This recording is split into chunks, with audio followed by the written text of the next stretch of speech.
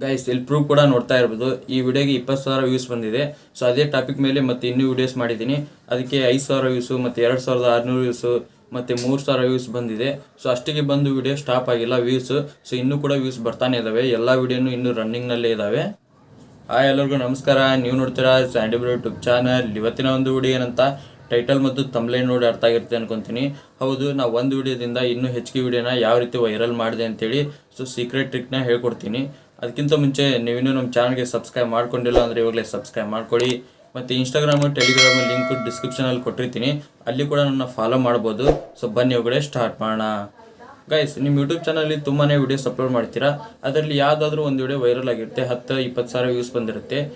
ನೀವೇನಾದರೂ ಅದೇ ಟಾಪಿಕ್ ಮೇಲೆ ಇನ್ನೂ ವೀಡಿಯೋಸ್ ಮಾಡಿದರೆ ಸೊ ಖಂಡಿತ ನಿಮ್ಗೆ ವ್ಯೂಸ್ ಬಂದೇ ಬರುತ್ತೆ. ಸೊ ಇದು ಯೂಟ್ಯೂಬ್ ಆಲ್ಗೋರಿದಮ್ ಪ್ರಕಾರ ಸೊ ಆ ರೀತಿ ಆಗುತ್ತೆ. ನೀವೇನಾದರೂ ಒಂದು ವಿಡಿಯೋ ವೈರಲ್ ಆಗಿದೆ ಅಂದರೆ ಅದ್ರ ಬಗ್ಗೆನೇ ಅದೇ ಟಾಪಿಕ್ ಇಟ್ಕೊಂಡು ವೀಡಿಯೋಸ್ ಮಾಡಬೇಕು. ಸೊ ವೀಡಿಯೋಸ್ ಮಾಡಿದರೆ ನಿಮಗೆ ಖಂಡಿತ ವ್ಯೂಸ್ ಬಂದೇ ಬರುತ್ತೆ. ಅದೇ ರೀತಿ ನಾನು ಮಾಡಿದ್ದು. ಹಾಗಂತೇಳಿ ನೀವು ಡೈಲಿ ಅದೇ ಟಾಪಿಕ್ ಮೇಲೆ ವೀಡಿಯೋಸ್ ಮಾಡೋಕ್ಕೆ ಹೋಗಬೇಡಿ.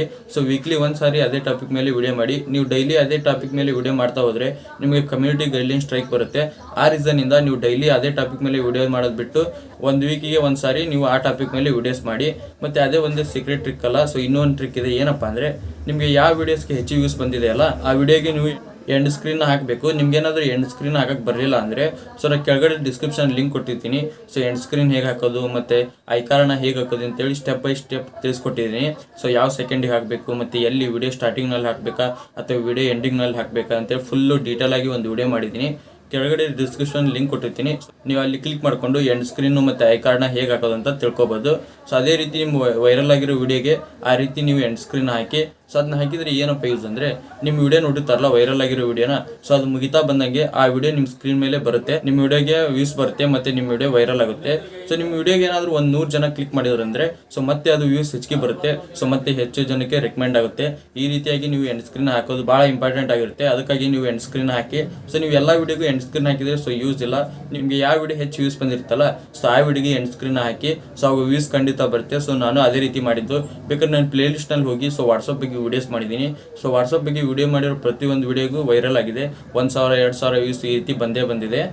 ಹಾಗೆ ಇನ್ನೊಂದೇನಪ್ಪ ಅಂದರೆ, ನೀವು ಯಾವ ವಿಡಿಯೋ ವೈರಲ್ ಆಗಿದೆ ಆ ಟಾಪಿಕ್ ಮೇಲೆ ವೀಡಿಯೋಸ್ ಮಾಡಿ ಅಂತ ಹೇಳಿದೆ. ಆ ವಿಡಿಯೋ ವೈರಲ್ ಆಗಿ 1 ವರ್ಷ ಆದಮೇಲೆ ನೀವೇನಾದರೂ ಇವಾಗ ಆ ಟಾಪಿಕ್ ಮೇಲೆ ವೀಡಿಯೋಸ್ ಮಾಡಿದ್ರೆ ಖಂಡಿತ ವ್ಯೂಸ್ ಬರೋಂಗಿಲ್ಲ. ಆ ವಿಡಿಯೋ ವೈರಲ್ ಆಗಿ 2-3 ವೀಕ್ ಬಿಟ್ಟು ಸೊ ಅದೇ ಟಾಪಿಕ್ ಮೇಲೆ ನೀವೇನಾದರೂ ವಿಡಿಯೋ ಮಾಡಿದರೆ ಮಾತ್ರನೇ ಸೊ ನಿಮಗೆ ವ್ಯೂಸ್ ಬರೋದು. ನಾವು ವಿಡಿಯೋ ಮಾಡಿ 1 ವರ್ಷ ಆಯಿತು ಮತ್ತು ಅದೇ ಟಾಪಿಕ್ ಮೇಲೆ ವಿಡಿಯೋ ಮಾಡಿದರೆ ಖಂಡಿತ ವ್ಯೂಸ್ ಬರೋಂಗಿಲ್ಲ. ಆ ರೀಸನಿಂದ ನಿಮ್ದು ಯಾವುದಾದ್ರು ಒಂದು ವಿಡಿಯೋ ವೈರಲ್ ಆಯಿತು ಅಂದರೆ 2-3 ವೀಕ್ ಬಿಟ್ಟು ಅದೇ ಟಾಪಿಕ್ ಮೇಲೆ ವೀಡಿಯೋಸ್ ಮಾಡಿ. ಅವಾಗ ಖಂಡಿತ ನಿಮ್ಮದು ವೈರಲ್ ಆಗೇ ಆಗುತ್ತೆ. ಸೊ ಎಕ್ಸಾಂಪಲ್ಲು ನಾನು ವಿಡಿಯೋ ಸ್ಟಾರ್ಟಿಂಗಲ್ಲಿ ತೋರಿಸಿದೆ ಸೊ ಯಾವ ರೀತಿ ವ್ಯೂಸ್ ಬಂದಿದ್ದಾವೆ ಅಂಥೇಳಿ. ಇವಾಗ ನೋಡಿದ್ರಲ್ಲ, ಸೊ ಒಂದೇ ವಿಡಿಯೋದಿಂದ ಇನ್ನೂ ಹೆಚ್ಚಿಗೆ ವಿಡಿಯೋನ ಯಾವ ರೀತಿ ವೈರಲ್ ಮಾಡೋದು ಅಂತ. ನಿಮ್ಗೇನಾದರೂ ಈ ವಿಡಿಯೋ ಅಂತ ಹೆಲ್ಪ್ಫುಲ್ ಆಗಿದ್ರೆ ಲೈಕ್ ಮಾಡಿ. ಹಾಗೆ ಚಾನಲ್ಗೆ ಯಾರೋ ಹೊಸ ಇವಾಗಲೇ ಸಬ್ಸ್ಕ್ರೈಬ್ ಮಾಡಿ. ಮತ್ತೆ ಮುಂದೆ ಸಿಗ್ತೀನಿ. Thank you for watching. Love you all. Bye.